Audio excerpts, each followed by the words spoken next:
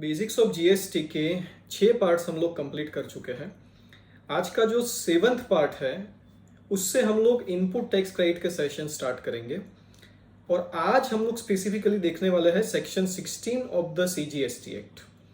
वैसे तो ये सीरीज सिर्फ बेसिक चीजों के लिए है, बेसिक अंडरस्टैंडिंग के लिए है, उन्हीं लोगों के लिए है कि जो जीएसटी का बेसिक समझना चाहते हैं, उनके लिए नहीं है। जो कि एडवांस जीएसटी समझना चाहते हैं उनके लिए अलग से वीडियोस में अपलोड करता हूं।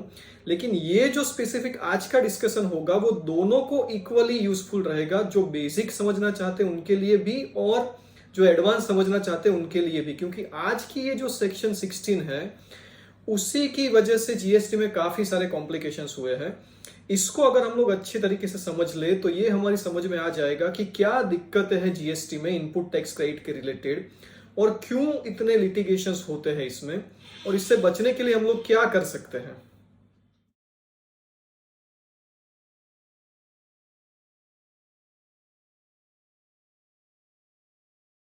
इनपुट टैक्स क्रेडिट को हम लोग इस तरीके से समझते हैं कि मैंने अपने सप्लायर के पास से कोई गुड्स परचेज किए या तो फिर कोई सर्विस रिसीव की, तो उसके ऊपर उसने जो भी जीएसटी लगाया है, जो मैंने उसको पे किया और उसने गवर्नमेंट को पे किया, उसका मुझे सेट ऑफ मिलेगा आउटपुट जीएसटी लायबिलिटी के सामने। मतलब मैं जो गुड्स सेल करूंगा या तो फिर सर्विस प्रोवाइड करूंगा, उसमें अपने कस्टमर के पास से मैं जो जीएसटी कलेक्ट करूंगा उसके सामने मैंने अपने सप्लायर को जो जीएसटी पे किया है वो सेट ऑफ हो जाएगा। इसको हम लोग बोलते हैं concept of input tax credit, जो वेट में भी था, सर्विस टैक्स में भी था। अब जीएसटी में सेक्शन 16 से लेके सेक्शन 21 तक की जो सेक्शंस है वो इनपुट टैक्स क्रेडिट के बारे में बात करती है, जिसमें से आज हम लोग डिस्कस करने वाले हैं सेक्शन 16। सेक्शन 16 में 4 सब सेक्शन है, 16(1), 16(2), 16(3) और 16(4). और इसमें सेक्शन 16(2) में 4 क्लॉजेज हैं, 16(2)A, B, C और D। एक और क्लॉज इसमें ऐड किया गया है फिनेंस एक्ट 2021 से, जिसको अभी तक नोटिफाई नहीं किया गया है, तो उसका भी डिस्कशन हम लोग करेंगे। अब स्टार्ट करते हैं सेक्शन 16 सबसेक्शन 1 से। सेक्शन 16 सबसेक्शन 1 हमको ऐसा बोल रही है कि whatever amount of input tax I have paid to my supplier for acquiring or purchasing the goods और सर्विसेज और both, that I can take as input tax credit provided it is used or intended to be used in the course or furtherance of business. तो यहां पर 2 चीजें important है। सबसे पहली चीज यह है कि यहां पर लिखा है कि used or intended to be used. अब इंटेंडेड टू बी यूज का मतलब ये होता है कि मैंने कोई इनपुट परचेज किया, उसको मैं आज यूज करूं, कल यूज करूं या 1 साल के बाद या यूज करूं, ये मेरा बिजनेस कॉल है। जीएसटी डिपार्टमेंट का कोई ऑफिसर आके मुझे नहीं बोल सकता कि आपने अभी तक इस इनपुट को यूज नहीं किया इसलिए मैं आपको इसकी क्रेडिट नहीं दूंगा। क्रेडिट मुझे मिलेगी till the intention is clear कि इसको मुझे इन the course or furtherance of business में यूज करना है। तो used or intended to be used, इस वर्ड्स का इंटरप्रिटेशन बहुत इंपॉर्टेंट है।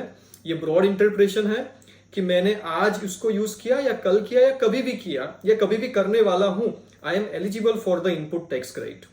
दूसरा, इन the course or furtherance of business. अब यहां पर एक चीज हमको ये समझनी पड़ेगी कि कोई भी 1-to-1 कोरिलेशन की जरूरत नहीं है इनपुट और आउटपुट के बीच में। मतलब कि अगर मेरे पास 3 इनपुट है A, B और C और आउटपुट है D, E, F, तो A D के लिए यूज हो रहा है या B E के लिए यूज हो रहा है, ऐसा कुछ भी कोरिलेशन मुझे देखने की जरूरत नहीं है। जो भी मैंने इनपुट टैक्स पे किया है, if it is used or intended to be used for the purpose of for the course or furtherance of my business, then I am eligible for the credit। 1-to-1 correlation की जरूरत नहीं है। हालांकि recently Gujarat authority of advance ruling ने एक ऐसा ruling दिया है कि जिसमें उन्होंने कोरिलेशन की बात की है। मेरे ओपिनियन में बिल्कुल ही गलत रूलिंग है वो। काफी वीडियोस में बता चुका हूं कि एडवांस रूलिंग्स को इतना इंपॉर्टेंस हम लोग ना दें। अब हम बात करते हैं पूरी सेक्शन की जो सबसे लिटिगेटेड सबसेक्शन है उसकी, जो है सेक्शन 16 सबसेक्शन 2। इस सेक्शन में ऐसा बोला गया है कि not withstanding anything contained in this section, अगर ये 4 कंडीशन फुलफिल हुई तो ही आपको क्रेडिट मिलेगी। मतलब कि इस सेक्शन में बाकी किसी पर जगह पर कुछ भी लिखा हो, लेकिन अगर ये 4 कंडीशन आप फुलफिल नहीं कर पाए तो you are not eligible for the credit. तो ये जो 4 क्लॉजेज हैं, क्लॉज A, B, C और D, इसको हमको देखना पड़ेगा। पांचवा क्लॉज भी, क्लॉज ए भी इंसर्ट किया गया है फाइनेंस एक्ट 2021 से, जिसको अभी तक नोटिफाई नहीं किया गया है। तो पहले क्लॉज ए हम लोग देखते हैं। क्लॉज ए में बोला गया है कि you are eligible for the credit only if you are in position of the invoice और डेबिट नोट और अदर प्रिस्क्राइब डॉक्यूमेंट। जब भी मैंने अपने सप्लायर के पास से कोई गुड्स परचेज किए या तो सर्विस रिसीव की, तो उसका इनवॉइस या तो फिर डेबिट नोट मेरे पास होनी चाहिए। अगर ये मेरे पास अवेलेबल है तो ही मैं क्रेडिट के लिए एलिजिबल हूं, otherwise I am not eligible for the credit. तो ये तो एकदम नॉर्मल सी कंडीशन है, ये तो फुलफिल करनी ही है। बी कंडीशन हमको बोल रही है कि we must have received the goods और सर्विसेज और बोथ, मतलब कि हमें गुड्स और सर्विसेज मिले होने चाहिए। अब गुड्स के बारे में तो हम लोग समझ सकते हैं कि फिजिकली हमें गुड्स मिले हैं, पर सर्विसेज के बारे में हम कब बोल सकते हैं कि we have received the services. तो service is an intangible item. Intangible item के रिलेटेड हम नहीं बोल सकते हैं कि ये सर्विसेज हमने रिसीव एक्चुअली की है या नहीं की है। तो मेरे ओपिनियन में नॉर्मली जब भी हम लोग पेमेंट करते हैं सर्विसेज का, इट इज सफिशिएंट एविडेंस की सर्विस रिसीव हुई है, उसमें और किसी एविडेंस की जरूरत नहीं है। कई बार ऐसा होता है कि मिस्टर ए सेल कर रहे हैं मिस्टर बी को, लेकिन मिस्टर बी बोल रहे हैं कि मेरे प्रीमाइसिस पे गुड्स डिलीवर करने की बजाय डायरेक्टली आप गुड्स डिलीवर करो मिस्टर सी को। अब इस सिचुएशन में मिस्टर बी क्या क्रेडिट ले सकते हैं, क्योंकि मिस्टर बी ने फिजिकली तो गुड्स रिसीव ही नहीं किए, डायरेक्टली गुड्स जा रहे हैं मिस्टर सी के पास। तो इसमें एक एक्सप्लेनेशन दिया गया है जिसमें एक डीमिंग फिक्शन है कि इन सिचुएशन में, मतलब किसी और के प्रीमाइसिस पे गुड्स आपके इंस्ट्रक्शन पे डिलीवर हो रहे हैं, then it will be deemed that you have received the goods. तो यहां पर मिस्टर बी ने ये गुड्स रिसीव किए हैं ऐसा हम लोग मान लेंगे। अब थ्रू एक्सप्लेनेशन ये जो डीमिंग फिक्शन इसके अंदर ऐड किया गया है, उसमें सिर्फ गुड्स की बात की थी, इसमें सर्विस की बात नहीं की थी। तो सर्विस में भी ऐसा हो सकता है कि मिस्टर ए डायरेक्टली सर्विस दे रहे हैं मिस्टर सी को at the instance of mister B. तो क्या मिस्टर बी इसकी क्रेडिट ले सकते हैं कि नहीं ले सकते? तो इसमें एक्सप्लेनेशन ऐड किया गया बाय फाइनेंस एक्ट 2018 कि इन the case of services also in such situation it will be deemed that you have received the services. तो यहां पर भी ऐसा मान लिया जाएगा कि आपने सर्विस को रिसीव किया है। तो पहली जो कंडीशन थी वो थी ये कि आपके पास इनवॉइस या डेबिट नोट होनी चाहिए। दूसरी कंडीशन थी कि आपको goods by way of a dimming fiction और एक्चुअली और फिजिकली आपको मिले होने चाहिए, सर्विसेज आपको मिली होनी चाहिए। अब बात करते हैं सेक्शन 16(2)(c) की। ये जो क्लॉज है, C clause of section 16 subsection 2, ये हमको बोलता है कि आपको क्रेडिट तभी मिलेगी जब आपके सप्लायर ने गवर्नमेंट को टैक्स पे किया है, वेदर इन कैश और by way of utilisation of credit. यहां पर सबसे बड़ा डिबेट और सबसे बड़ा डिस्प्यूट स्टार्ट हो जाता है। गवर्नमेंट ने आईटीसी की एलिजिबिलिटी के लिए ही एक ऐसी कंडीशन डाली है जिसमें वो लोग ऐसा बोल रहे हैं कि आपने भले ही उसको टैक्स का पेमेंट कर दिया, आपको भले ही गुड्स मिल गए, आपके पास भले ही इनवॉइस है, फिर भी आपको क्रेडिट तभी मिलेगी जब वो पर्सन सप्लायर जो आपका है वो गवर्नमेंट को पे करेगा पैसा जीएसटी का। Only then you are eligible for the credit of the GST. अब इसमें आर्ग्यूमेंट ये की जा सकती है कि मेरे कंट्रोल में नहीं है वो गवर्नमेंट को पैसा पे करेगा कि नहीं करेगा। मैं एट मैक्स उसको पूछ सकता हूं कि क्या भाई आपने जीएसटी का पैसा गवर्नमेंट को पे कर दिया। हाउ कैन आई वेरीफाई कि मैंने जो उसको पैसा दिया था वो उसने पे किया है? तो यहां पर एक आर्ग्यूमेंट आ जाती है डॉक्ट्रिन ऑफ इम्पॉसिबिलिटीज की, कि ऐसे क्लॉज लॉ में नहीं आ सकते कि जिसका परफॉर्मेंस ही इम्पॉसिबल हो। इस क्लॉज को स्पेसिफिकली चैलेंज किया गया है दिल्ली हाईकोर्ट में in the case of Bharti Telemedia. इस केस के बारे में डिटेल वीडियो ऑलरेडी मैंने 2 महीने पहले ही डाला था, आप उसको देख सकते हैं। हालांकि इसका फाइनल जजमेंट अभी तक नहीं आया है।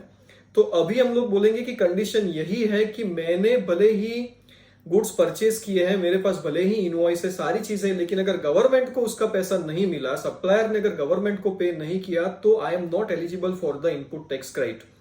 We all will wait for the final judgement of the Bharti Telemedia कि इसमें क्या निकल के आता है, क्या इस क्लॉज को स्ट्राइक डाउन किया जाता है कि नहीं। इस क्लॉज को जब इंसर्ट किया गया था लॉ में, तब ये जो पूरा मैकेनिज्म था मैचिंग का, वो पूरा काम करेगा ऐसा एक एजम्पशन था कि जीएसटीआर 1 फाइल होगा, जीएसटीआर 2A होगा, 2 होगा, उसके बाद में 1A होगा और 3 होगा। हालांकि because of the technical problems on the portal ये पूरी चीज पूरे परफॉर्मेंस में नहीं आ सकी और हम लोग सिर्फ 1 और 3B फाइल करते हैं, तो इसकी वजह से काफी दिक्कत है। तो जब आप एक्ट में कोई एक क्लॉज ऐसा है जो डिपेंडेंट है बाकी के मैकेनिज्म के ऊपर और बाकी का मैकेनिज्म आपका काम नहीं कर रहा है, तो इस क्लॉज को आप लोग कैसे ऑपरेटिव कर सकते हैं, ये भी आर्ग्यूमेंट बहुत बड़ी है, ये भी चैलेंज है सबके सामने कि इसको हम लोग कैसे फुलफिल करें। तो ये जो क्लॉज है ये प्रॉब्लमेटिक है सबके लिए, लेकिन this is the act, this is the law, this is the requirement जो हमको फुलफिल करनी है एज पर प्रेजेंट लॉ। दूसरा जो क्लॉज है, क्लॉज डी, वो हमको बोलता है कि you must have filed the return under section 39। तो आपने रिटर्न फाइल किया हुआ होना चाहिए। अब किसको रिटर्न फाइल करना है, सप्लायर को या रिसिपिएंट को? तो ये जो सारी कंडीशंस है सेक्शन 16 सबसेक्शन 2 में, वो सारी की सारी कंडीशंस जो है वो रिसिपिएंट के रिलेटेड है कि you must have the invoice, you must have received the goods. तो यहां पर भी जो रिटर्न फाइल करने की कंडीशन है वो कंडीशन है रिसिपिएंट के लिए कि रिसिपिएंट ने रिटर्न फाइल किया हुआ होना चाहिए। सप्लायर ने रिटर्न फाइल किया है ऐसी कंडीशन नहीं है यहां पर।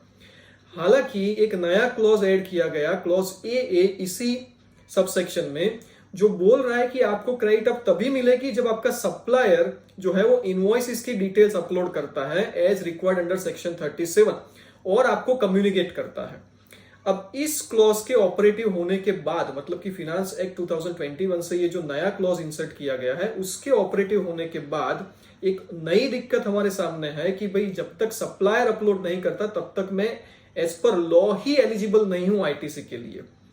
तो ये चीजें दी गई है सेक्शन 16 सबसेक्शन 2 के अंदर। सेक्शन 16 सबसेक्शन 2 के अंदर दो प्रोवाइजो भी है। कौन से दो प्रोवाइजो हैं? पहला प्रोवाइजो आपको ऐसा बोलता है कि जब भी आपने गुड्स लॉट्स में परचेस किए हैं, 1 लाख रुपए का इनवॉइस है, उसके अंदर 50,000 रुपीज के गुड्स पहले आएंगे, 50,000 रुपीज के गुड्स बाद में आएंगे, ऐसी सिचुएशन है, physically the goods are coming in lots, तो आपको पूरे इनवॉइस की क्रेडिट तभी मिलेगी जब पूरा जो आपके लॉट्स है, मतलब कि जो लास्ट लॉट है आपका, वो आप रिसीव कर दो। तो जब भी लास्ट लॉट में रिसीव करूंगा, only then I will become eligible for the credit. This is applicable when the goods are purchase in lots. ये फर्स्ट प्रोवाइजो। दूसरा प्रोवाइजो हमको ऐसा बोलता है when the recipient fails to make payment to the supplier within 180 days from the date of invoice. Invoice की तारीख से 180 दिन में अगर सप्लायर को आपने पेमेंट नहीं किया, then you are required to reverse the input tax credit. आपको इसकी इनपुट टैक्स क्रेडिट को रिवर्स करना पड़ेगा विद इंटरेस्ट अंडर सेक्शन 50। तो सेक्शन 50 में जो भी इंटरेस्ट दिया गया है उस इंटरेस्ट से आपको ये इनपुट टैक्स क्रेडिट को रिवर्स करना पड़ेगा। फिर बाद में अब जब भी सप्लायर को पेमेंट करो उस टाइम पे again you can take the credit. तो ये चीजें दो प्रोवाइजो सेक्शन 16 सबसेक्शन 2 में इंसर्ट किए गए हैं। अब बात करते हैं सेक्शन 16 सबसेक्शन 3 की। इसमें इन लोगों ने बोला है कि अगर इनकम टैक्स में आपने किसी चीज के ऊपर, किसी कैपिटल गुड्स के ऊपर डेप्रिसिएशन क्लेम किया है, आपको डेप्रिसिएशन का बेनिफिट मिला है on the portion of the GST, जो जीएसटी आपने मशीनरी या कैपिटल गुड्स परचेज करने के लिए पे किया, उसके ऊपर आपने डेप्रिसिएशन का भी बेनिफिट लिया है, तो इनपुट टैक्स क्रेडिट का बेनिफिट आपको नहीं मिल सकता। ये तो बहुत सिंपल सी बात है। अगर आप सेक्शन 43 सबसेक्शन 1 देखो इनकम टैक्स एक्ट की, जो एक्चुअल कॉस्ट की डेफिनेशन देती है, उसमें भी बोला गया है कि अगर रिफंडेबल टैक्स है तो उसको कॉस्ट में ऐड नहीं किया जाएगा, और अगर उसको कॉस्ट में ऐड नहीं करेंगे हम लोग तो उसके ऊपर डेप्रिसिएशन का कोई क्वेश्चन ही नहीं है। तो 1 लाख रुपए का मशीन है और उसमें 18,000 रुपीज जीएसटी मैंने पे किए हैं, तो मेरी एक्चुअल कॉस्ट जो बुक्स में कैपिटलाइज होगी वो 1 लाख रुपए ही होगी। 18,000 रुपीज जो जीएसटी है वो एक्चुअल कॉस्ट में नहीं आएगा। अगर वो एक्चुअल कॉस्ट में आया और उसके ऊपर मैंने डेप्रिसिएशन क्लेम किया तो 18,000 रुपीज की आईटीसी मुझे नहीं मिल सकती, वो इनपुट टैक्स क्रेडिट मुझे मिलने वाली नहीं है। तो आईटीसी तभी मिलेगी जब मैंने इनकम टैक्स में डेप्रिसिएशन क्लेम नहीं किया है तभी। ये था 16 सबसेक्शन 3। अब जो लास्ट सबसेक्शन है इसका वो है सेक्शन 16 सबसेक्शन 4। ये आपको टाइम लिमिट देता है कि इतने टाइम तक ही आप इनपुट टैक्स क्रेडिट ले सकते हैं। ये आपको बोल रहा है कि you can take the input tax credit of any input or input services only till the due date of filing return for the month of September following the financial year or the date of filing annual return whichever is earlier.